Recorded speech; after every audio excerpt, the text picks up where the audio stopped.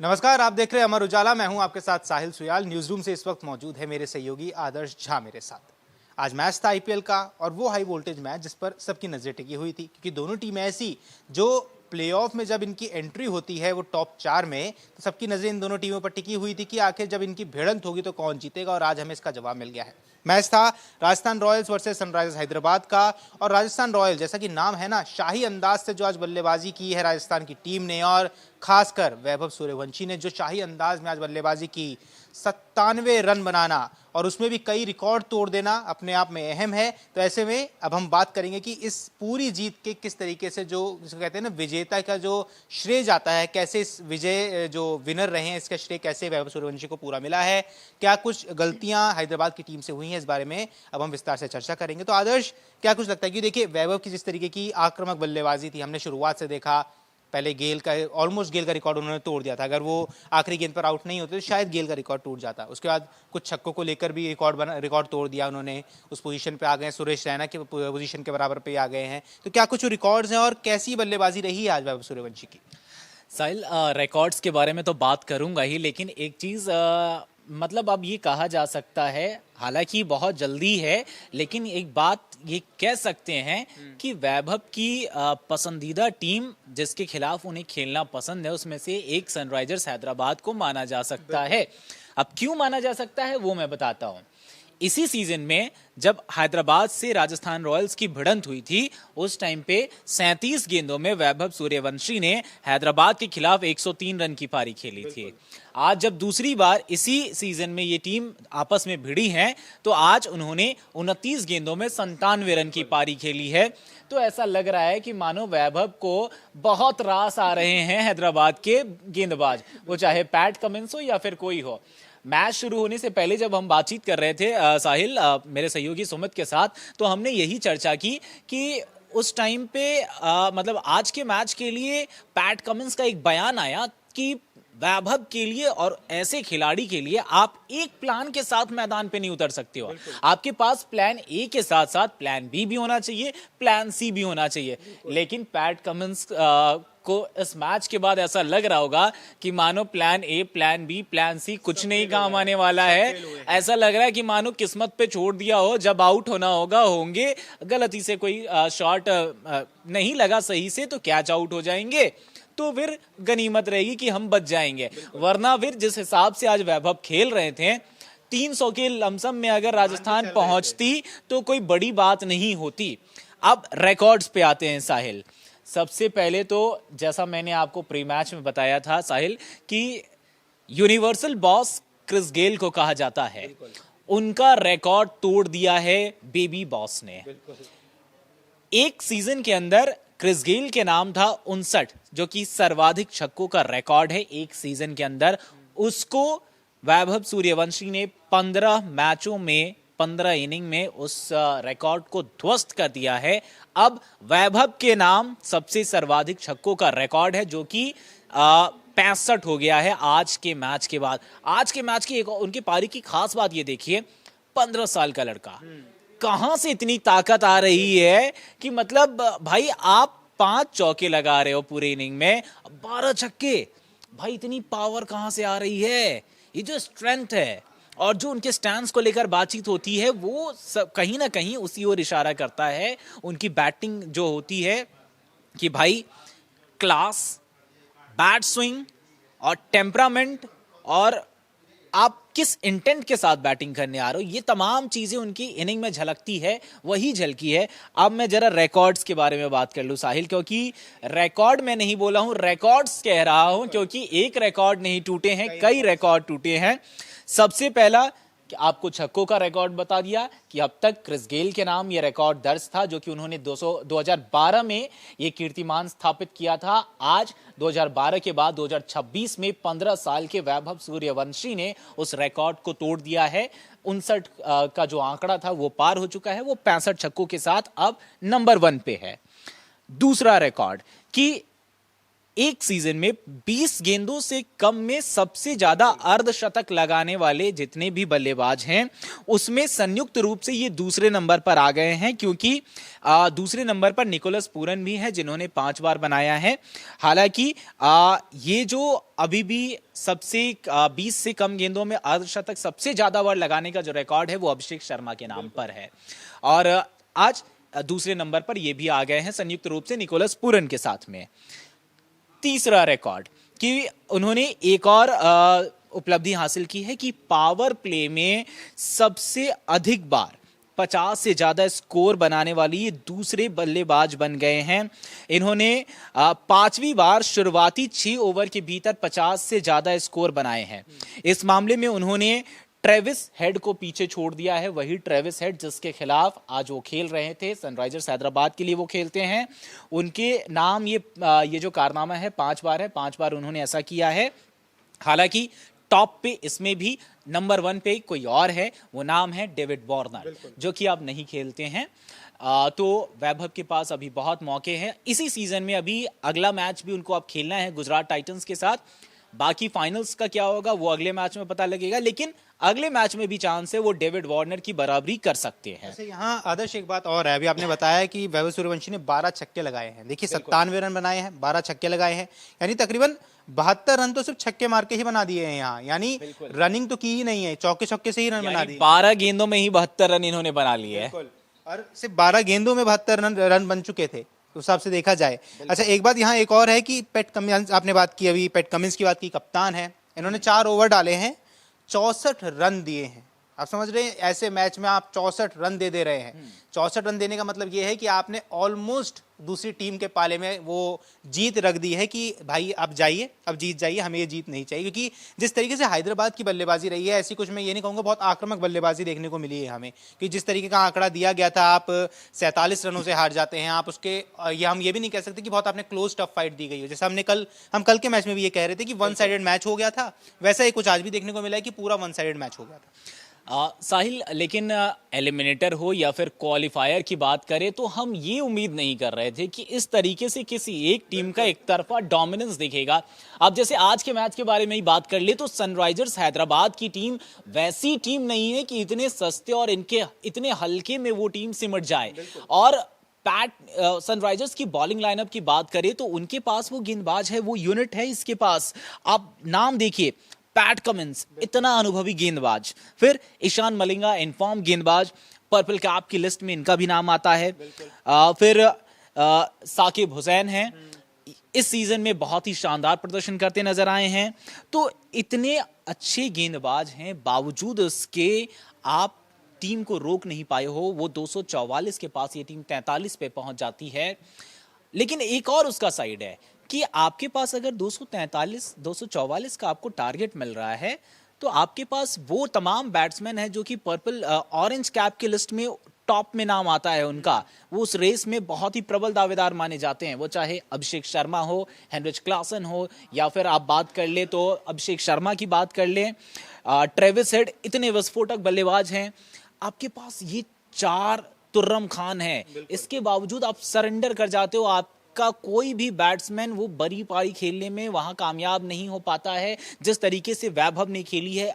अगर इन 4 में से एक खिलाड़ी भी अगर चल जाता साहिल तो कहीं ना कहीं सनराइजर्स वो क्लोज फाइट दे सकती थी और मुकाबला जो है और भी रोमांचक हो सकता था। इस मैच को लेकर हम लोग मान के चल रहे थे वो क्लोज फाइट रह सकती है, और काफी लंबे टाइम से हम वो देखना चाह रहे हैं आईपीएल में कि वो क्लोज फाइट देखने को मिलेगी। जिस तरीके से क्वालिफायर्स हैं, आपको पता है टीम एलिमिनेटर था, ये तो क्लियर एलिमिनेटर था। ठीक है, गुजरात की तरह था नहीं कि आपको एक मौका और मिलने वाला है, एलिमिनेटर था, यानी अब आपका वो सफर खत्म हो गया। आप आपने प्ले ऑफ में जगह बनाई, उसके बाद अब आप बाहर हो चुके हैं, पूरे आईपीएल के सीजन से आप बाहर हो गए हैं।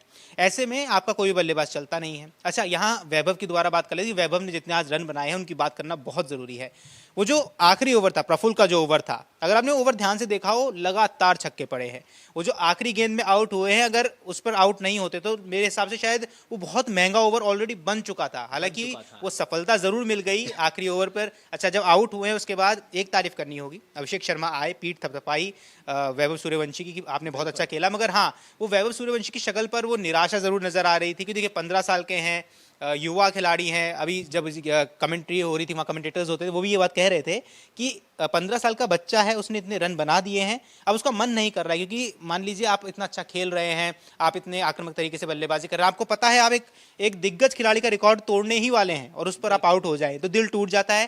फैंस का भी दिल टूटा, टीम का भी दिल टूटा, और वैभव सूर्यवंशी को तो चलिए बुरा लगा ही होगा। मेरे ख्याल से साहिल, वैभव जो है वो रिकॉर्ड्स को ध्यान में रखकर नहीं खेलते हैं। अगर वो ध्यान में रखकर खेल रहे होते हैं तो शायद 97 रन पे पहुंचने के बाद उनके पास फिर भी तकरीबन 2-3 गेंदें थी, वो एक बॉल डॉट भी खेल सकते थे या सिंगल डबल पे भी जा सकते थे।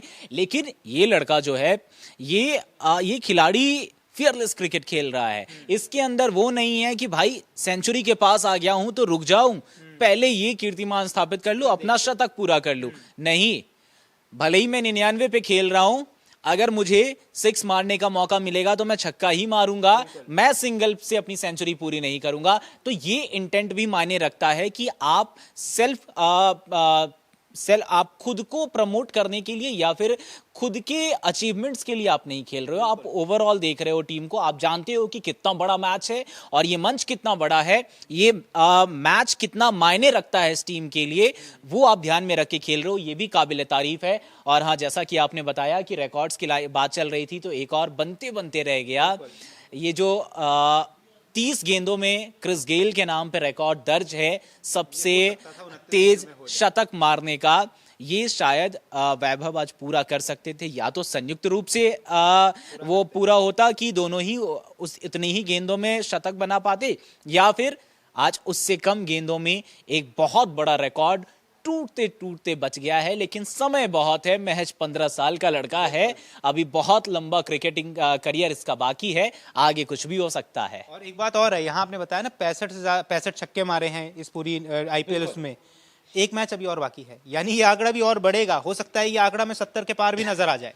अगर अगले मैच में भी कुछ ऐसी पारी देखने को मिली वैभव की तरफ से, या फिर अगर वो मान के चलो शतक नहीं भी करते हैं तो भी अगर 80-90 रन के आसपास की पारी खेलते हैं तो फिर उसमें 10-12 छक्के लगेंगे और ये आंकड़ा इतने नंबर पे चला जाएगा कि इनके आसपास भी कोई नहीं दिखेगा। यूनिवर्सल बॉस के 59 हैं, उनसे नीचे अगर किसी का अब नाम आता है तो अभिषेक शर्मा है, उनके पास तकरीबन 43 के आसपास में उनके छक्के हैं।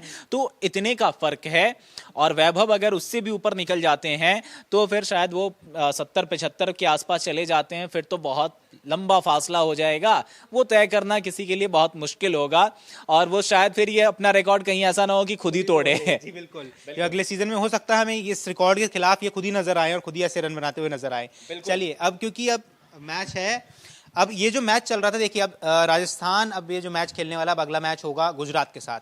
ये जो मैच रहने वाला है इस पर सबकी नजर रहेंगी, क्योंकि जो टीम वहां से जीतेगी वो सीधा आईपीएल का फाइनल खेलेगी। किसके साथ? आरसीबी के साथ। वो टीम जो पिछली बार की चैंपियन है, वो टीम जिसने जब कप उठाया था तो दुनिया भर में जितने उसके फैंस हैं ना, जिनको कहा जाता है बहुत लॉयल फैंस है आरसीबी के, तो वो बहुत खुश हुए थे। विराट कोहली को उस टाइम पर हमने इमोशनल होते हुए देखा था। क्या इस बार भी वो हमें बहुत, जिसको देखो मैं अभी कह रहा था ना, हाई वोल्टेज मैच हमें देखने को मिला नहीं है, क्या फाइनल में हमें हाई वोल्टेज मैच देखने को मिलेगा? और उससे पहले तो गुजरात का और राजस्थान का मैच होने वाला है, क्या वो हाई वोल्टेज मैच रह सकता है? क्योंकि वहां ताक पर बहुत कुछ है। साहिल, एक चीज तो मैं बता दूं कि अब जो क्वालिफायर 2 होने वाला है वो राजस्थान वर्सेस गुजरात टाइटंस का होने वाला है, और उसमें वो कहते हैं ना कि जो घायल शेर होता है वो बहुत ज्यादा घातक होता है। तो गुजरात की टीम अभी बिल्कुल वैसी ही है, वो जिस लय में नजर आ रही थी लीग मैचेस में, उसके बाद जिस तरीके की हार वो टीम अभी हार का सामना की है रॉयल चैलेंजर्स बैंगलोर के सामने में, अभी वो टीम बहुत ज्यादा सावधान होगी, सतर्क होगी, और जब वो क्वालिफायर 2 खेलने के लिए उतरेगी तो उसके जहन में ये बात भी होगी कि मुझे वो बदला भी फाइनल में जाके आरसीबी से लेना है, जो मुझे क्वालिफायर 1 में झेलना पड़ा है उसका बदला निकालना है। और दूसरी तरफ राजस्थान की टीम होगी, इनके लिए शायद वो मुकाबला थोड़ा सा मुश्किल हो सकता है, क्योंकि आज के मैच में भी अगर आप बात करें साहिल, तो आप अगर स्कोर कार्ड देखते हैं राजस्थान की टीम की, तो वैभव और ध्रुव जुरेल, इन दोनों के अलावा और आपको कोई ऐसा खिलाड़ी नहीं मिलेगा। रेयान पराग 12 गेंदों में 26 रन की पारी खेल के गए हैं। आज भी जायसवाल फ्लॉप नजर आए, 29 गेंद में 29 रन की पारी। ठीक है, वैभव अगर हिट कर रहे हैं तो आपके पास गेंद आ रहे हैं तो स्ट्राइक रोटेट कीजिए, ठीक है, लेकिन जब आप 29 गेंद खेल चुके हैं, 20 से प्लस ऊपर आप गेंदें खेल चुके हैं T20 मैच में, तो जब आपका साथी पवेलियन की ओर लौट गया है, फिर आपकी जिम्मेदारी बनती है कि आप टिके हुए हैं, आपने पिच को परख लिया है, गेंदबाजों को परख लिया है, फिर वहां से आप जिम्मेदारी उठाइए और टीम को आगे लेकर चलिए। लेकिन 29 गेंदों में 29 रन की पारी खेल कर जाना इतने अहम मैच में, मान के चलिए अगर कि हैदराबाद की टीम अगर इससे बेहतर परफॉर्म करती तो शायद ये जो 29 गेंद है जायसवाल के, ये कहीं ना कहीं भारी पड़ सकता था राजस्थान को। सबसे बड़ी बात ये है कि आप ओपनर हैं, आपके पास वो टाइम है कि आप वो मोमेंटम एक एस्टैब्लिश कर सकते हैं आने वाले प्लेयर्स के लिए। और 29 गेंदों में 29 रन कहने में भले भले बहुत आसान लग रहा हो, मगर जिस आप समय पर आए हैं, आप पावर प्ले के समय पर आए हैं, आपके ऊपर एक अतिरिक्त प्रेशर रहता है कि आपको एक अच्छा मोमेंटम देना है, अच्छा स्टार्ट देना है। उस समय पर अगर आप 29 गेंदों में 29 रन दे रहे हैं, अच्छा ये इसलिए भी हो रहा था क्योंकि दूसरी तरफ से आक्रामक शॉट लगातार खेले जा रहे थे। अगर आप उस समय ज्यादा देखें तो दोनों प्लेयर्स ने बराबर की गेंदें खेली हैं, 29 गेंदें ही खेली है दोनों ने। और एक तरफ उन्होंने 97 रन बना दिए थे, इन्होंने 29 रन बनाकर पारी को थोड़ा संभाल कर रखा हुआ था कि अगर उस साइड से अगर वैभव आउट हो जाते तो कोई ना कोई रहे ताकि ये पारी संभली रहे। उसके बाद ध्रुव जुरैल आते हैं, ध्रुव जुरैल 50 रन बना देते हैं 21 गेंदों में। रेयान पराग आते हैं 26 रन वो भी बनाते हैं 12 गेंदों में। देखिए जो ये वो था जिसको रेशो बोलते हैं ना, 12 गेंदों में 26 रन, 21 गेंदों में 50 रन, इसी को आक्रामक रवैया कहते हैं बल्लेबाजी का। और यही शायद हमें देखने को मिला नहीं है हैदराबाद के टीम में, क्योंकि देखिए अभिषेक शर्मा आपके इतने आक्रामक बल्लेबाज हैं, शून्य पर वो आउट हो जाते हैं। ट्रेविस हेड आते हैं 8 गेंदों में 17 रन बनाते हैं, मगर फिर वो आउट हो जाते हैं। ईशान किशन अच्छे लय में नजर आ रहे थे, 11 गेंदों में 33 रन बनाए, मगर फिर वो भी आउट हो गए। यानी जो आपके वो जो टॉप 3 है ना, जिसको हम कहते हैं जो टॉप ऑर्डर है, आपको टॉप ऑर्डर बिल्कुल यहाँ फेल नजर आया है। उसने वैसा परफॉर्म किया ही नहीं है जिसको हम कहें कि आप एलिमिनेटर मैच में उतरे थे। साहिल, टॉप 3 की मैं बात नहीं करूंगा, मैं बात करूंगा टॉप 4 के बारे में, क्योंकि ट्रेविस हेड ठीक है ऑरेंज कैप की रेस में नहीं है, उनके आंकड़े इस बार कुछ कम हैं फिलहाल, लेकिन अभिषेक शर्मा, ईशान किशन और हेनरिच क्लासन, ये तीनों ही ऑरेंज कैप की लिस्ट में है। वहां पे दिखते हैं आपको ये 3 नाम एक ही टीम से, और ऐसे में और ट्रेविस हेड भी कम कैलिबर के खिलाड़ी नहीं है, उनका पोटेंशियल क्या है ये सब लोग जानते हैं, जितने भी क्रिकेट को फॉलो करने वाले लोग हैं सब जानते हैं। आपके पास 4 धुरंधर बल्लेबाज है जो कि आक्रामक रवैये से बैटिंग कर सकता है, और उस ऐसी बैटिंग यूनिट के सामने में कोई भी लक्ष्य 244 का लक्ष्य ऐसा नहीं है कि बहुत ज्यादा बड़ा है। हमने पंजाब की टीम को बहुत ही आसानी से ये चीज करते हुए देखा है, लेकिन और हैदराबाद के पास जो बैटिंग लाइनअप है वो आराम से कर सकते थे। अगर इन चारों में से कोई एक भी खिलाड़ी खेल जाता, टिक जाता, तो शायद ये टीम जो है वो चेज कर सकती थी। लेकिन वही कहते हैं ना साहिल कि बड़े मंच पर बड़े मैच में आपकी टेस्ट होती है, आप किस हिसाब से परफॉर्म करते हो, आप प्रेशर कितने अच्छे तरीके से एब्जॉर्ब कर पाते हो, ये उसकी परीक्षा बड़े मंच पर ही होती है। आज मंच बड़ा था, आपको पता था कि लीग मैच नहीं है, आज हारे तो सीधा घर की ओर, अगर जीत गए तो दूसरा क्वालिफायर खेलेंगे। बिल्कुल। और यहाँ अगर हम इतने बल्लेबाजों की बात कर रहे हैं राजस्थान के, तो गेंदबाजों की बात करनी बहुत जरूरी है। जोफ्रा आर्चर 4 ओवर 58 रन दिए, मगर विकेट कितने लिए? 3, वो 3 विकेट, बहुत इंपॉर्टेंट विकेट्स। ये जोफ्रा आर्चर के बारे में मैं एक बात बताऊं, पिछले मैच में भी इन्होंने बहुत अहम भूमिका निभाई थी साहिल, जब इनका एक तरीके से वो नॉकआउट मुकाबला था कि जीतो प्लेऑफ में जगह बनाओ। वहां पे जब तमाम बैट्समैन राजस्थान रॉयल्स के वो लंबी पारी नहीं खेल पाए, सब छिटपुट छोटे छोटे एफर्ट्स लगा के ये टीम 200 के पार पहुंची थी। उसमें भी 15 गेंदों में 32 रन की पारी खेल के गए थे जोफ्रा आर्चर, और हमने देखा था कि किस तरीके से 30 रन ही अंतर था, 30 रन से ही राजस्थान वो मैच जीती थी, और उसमें 4 ओवर में 17 रन देकर 2 विकेट जोफ्रा आर्चर ने लिया था। बहुत ही अहम किरदार निभाया था, और राजस्थान के लिए ये प्लस पॉइंट है कि ऐसे इनिशियल इंपॉर्टेंट मैचेस में, ठीक है, इंपॉर्टेंट मैचेस में आपका जो प्राइम बॉलर है वो इनफॉर्म है, वो अगर फॉर्म में आ गया है तो अच्छी खबर है ये। आज के मैच में ठीक है उन्होंने 4 ओवर में 58 रन देके रन लुटाए हैं, लेकिन आपको उन्होंने 3 विकेट लेके दिया, वो भी 3 विकेट किसका? पहला अभिषेक शर्मा का, उनको पहले ही ओवर में चलता किया। सबसे बड़ा खिलाड़ी अगर वो टिक जाता है तो वो फिर कहां से कहां ले जाएगा, मैच का रुख पलट सकता है। दूसरी विकेट उनको किसकी मिलती है? ईशान किशन की। ये भी वही खिलाड़ी जिन्होंने इसी सीजन में कई मैच हैदराबाद को जिताए हैं अकेले दम पर, तो ये खिलाड़ी वो दमखम रखता है कि अकेले ही मैं मैच जिता दूं, ठीक है।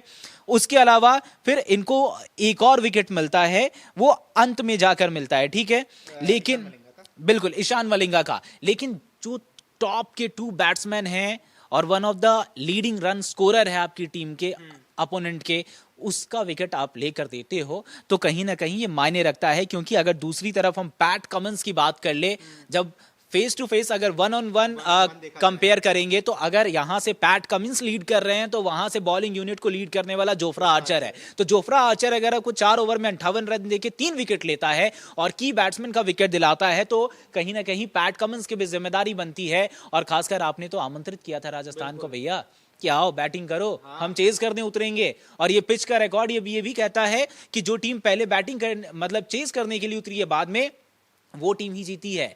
लेकिन उस मिथ को भी तोड़ दिया राजस्थान ने। तो पैट कमिंस बतौर कप्तान आप आमंत्रित करते हो और विकेट लेने में फेल हो जाते हो और रन कितना लुटाते हो, 4 ओवर में 64 रन। तो ये तमाम चीजें जो हैं कुल मिलाकर हैदराबाद के हार का कारण मान सकते हैं। और एक और बात है, हम जोफ्रा आर्चर की बात करें, नांद्रे बर्गर भी हैं, उन्होंने 3 ओवर में 26 रन दिए, 2 विकेट उन्होंने भी ले ली। ठीक है, ब्रिजेश शर्मा ने 3 ओवर में 31 रन दिए, चलिए विकेट नहीं ली पर रन कम दिए हैं उन्होंने। यशराज पूनिया थे, 4 ओवर डाले, 39 रन दिए, 1 विकेट लिया। सुशांत मिश्रा ने भी अभी वो तीसरा ओवर में डाल ही रहे थे और 21 रन दिए, 2 विकेट लिए। रविंद्र जडेजा 3 ओवर डाल के 21 रन, 2 विकेट। यानी जो जिन्होंने बॉलिंग डाली है, हम ये नहीं कह सकते कि उनका प्रदर्शन बहुत अच्छा रहा है, बहुत खराब रहा है, पर हाँ एक संयमित जरूर रहा है। जोफ्रा आर्चर का तो बहुत बढ़िया रहा है, हालांकि रन उन्होंने बहुत ज्यादा लुटाए हैं। अच्छा, वहीं अगर उसके हैदराबाद की बात कर ले तो पैट कमिंस देखिए 4 ओवर में 64 रन, कोई विकेट नहीं मिला है, 64 रन आपने लुटा दिए हैं। ईशान मलिंगा 4 ओवर में 40 रन, आपको 1 विकेट मिलता है। साकिब हुसैन 4 ओवर में कोई आपको विकेट मिली नहीं है, 52 रन आपने लुटा दिए हैं। प्रफुल्ल इंजे, चलिए 1 विकेट उनको जो मिली है उस विकेट पर चर्चा हो भी रही है और होनी भी चाहिए कि बहुत अच्छा विकेट था। और चलिए तो उन्होंने 3 विकेट लिए हैं, उसमें से एक बहुत इंपॉर्टेंट विकेट वैभव सूर्यवंशी का था, बहुत इंपॉर्टेंट विकेट था, उस टाइम पे हैदराबाद के लिए जरूरी हो भी गया था। अगर वो नहीं मिलता तो ये जो आंकड़ा हमने देखा 254 के आसपास का, 255 के आसपास का जो टमेट मिल गया है, जो टारगेट मिला था हमें 244 का जो टारगेट मिला, 2.5 और इसको हम मान कर चल रहे थे कि ये जो टारगेट है ये 300 प्लस जा सकता है कि जिस तरीके से बल्लेबाजी लगातार हो रही थी। अच्छा, यहाँ उसके बाद शिवांग कुमार थे, 2 ओवर में इन्होंने 19 रन दिए, चलिए इनकी गेंदबाजी अच्छी रही है, 1 विकेट इन्होंने भी लिया। नीतीश कुमार रेड्डी ने 2 ओवर में 12 रन दिए, 1 विकेट इन्होंने लिया है। यहाँ पर दोनों, अगर हम आप अभी कह रहे थे ना 1-to-1 की अगर हम बात कर ले गेंदबाजों की, तो वहाँ जो फर्क है वो साफ तौर पर नजर आ रहा है जिस तरीके से गेंदबाजी करवाई गई है। सर इसमें एक चीज है कि देखो रन रेट के मामले में हैदराबाद भी पीछे नहीं चल रही थी, ये अपना रन रेट मेंटेन कर रही थी ये टीम, ठीक है, चेज करने के टाइम पे। लेकिन दोनों में डिफरेंस क्या हो गया कि राजस्थान विकेट नहीं खोई थी और हैदराबाद की टीम एक सर्टेन इंटरवल पे विकेट खोती चली गई। यही मैं कह रहा हूं कि अगर एक तरफ आपका गेंदबाज रन लुटा रहा है तो साथ में अगर आपको विकेट भी लेकर दे रहा है तो कहीं ना कहीं आपके लिए वो बेनिफिशियल है। यही साबित हुआ, यही अच्छी चीज साबित हुई राजस्थान रॉयल्स के लिए कि अगर जोफ्रा आर्चर ने रन लुटाए हैं ठीक है, लेकिन आपको वो की बैट्समैन, इनफॉर्म बैट्समैन का उन्होंने सर्टेन इंटरवल पे आपको विकेट लेकर दिया है, जो फायदेमंद हो गई। रन रेट मेंटेन करने के बावजूद आपके पास बैट्समैन ही नहीं बचे हैं जो चेज करके देंगे। बिल्कुल, और आप जो ये बात कर रहे हैं वही मैं उस पर आ ही रहा था कि यशस्वी जायसवाल जो पहले उतरते, सबसे पहले बल्लेबाजी के लिए उतरे थे, यशस्वी जायसवाल वैभव सूर्यवंशी, 125 रनों की पार्टनरशिप शुरुआत में ही आपको मिल गई 48 गेंदों में। आप समझ सकते हो क्या प्रेशर बना सकती है सामने वाली टीम पर। फिर उसके बाद फिर जो बड़ी पार्टनरशिप हमें देखने को मिली रेयान पराग, ध्रुव जुरैल के बीच में 55 रन की देखने को मिली। उसके बाद कोई बड़ी पार्टनरशिप नहीं मिली, मगर जो स्टार्टिंग की एक आपको मोमेंटम मिल जाता है ना, उसके बाद कहीं ना कहीं आपके ऊपर से वो प्रेशर रिलीज हो जाता है। आपको पता है हमारे पास एक सेफ स्कोर है, हमारे पास ऐसा आंकड़ा है कि हम उसको आराम से डिफेंड कर लेंगे। अच्छा, वही बात अगर हम यहाँ हैदराबाद की कर ले तो हैदराबाद में कोई भी हमें बड़ी पार्टनरशिप देखने को मिली नहीं है। बस सलील अरोड़ा और नितिश रेड्डी के बीच में 56 रन की मिली और ईशान किशन और ट्रेविस हेड के बीच में 51 रन की मिली है। मगर आप वो आंकड़ा देख सकते हैं, आप अपने आप वो डिफरेंस साफ नजर आता है। इसमें एक चीज है साहिल की, राजस्थान के बारे में बार बार यही चीज कही जाती है कि इनका अगर टॉप ऑर्डर चल जाता है तो ये टीम बहुत ही घातक होती है। आज भी वही हुआ है, इनका टॉप ऑर्डर चला है, जायसवाल स्कोर नहीं कर पाए, ठीक है, वैभव ने किया, फिर ध्रुव जुरैल आते हैं, वो भी स्कोर करके जाते हैं आपके लिए। तो कहीं ना कहीं जो टॉप ऑर्डर है वो आपके लिए बेहतर करके दिया है। यही बात गुजरात टाइटंस के लिए भी कही जाती है कि उनके जो टॉप 3 हैं, बटलर है, साई सुदर्शन है और शुभमन गिल है, अगर ये 3 चल जाएं तो फिर वो टीम रोके नहीं रुक पाती है।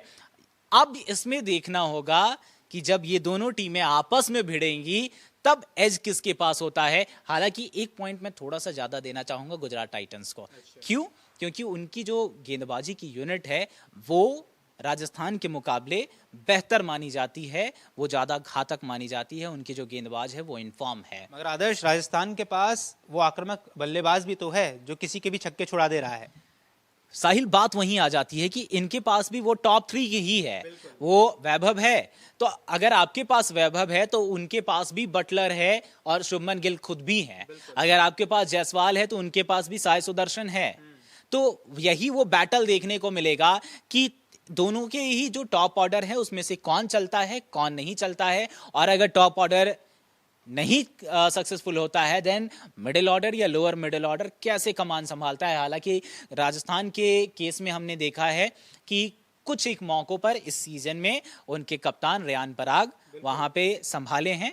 तो उम्मीद राजस्थान यही कर रही होगी कि जब आगे के मैचेस अब वो खेले क्वालिफायर 2, तो वहां पर एज ए टीम परफॉर्मेंस देखने को मिले, वो परफॉर्मेंस दे भी पाए, तो शायद वो चीजें क्लिक करेंगी, तब जाके वो क्वालिफायर 2 जीत सकते हैं और फिर अंत में आरसीबी से भिड़ंत होगी। अब वो कौन सी टीम होगी ये मजेदार होने वाला है साहिल। आपने राजस्थान की बात की, आपने मिडिल ऑर्डर की बात कर ली। अच्छा, जो चीज आपने राजस्थान को लेकर कही है वही बात मैं गुजरात को लेकर कहूंगा कि उनके जो टॉप 3 है या कहें टॉप 4 है, वो टॉप 4 चल गए तो टीम बहुत बढ़िया है, नहीं तो वो जो मिडिल ऑर्डर हमेशा गड़बड़ाता हुआ ही नजर आता है।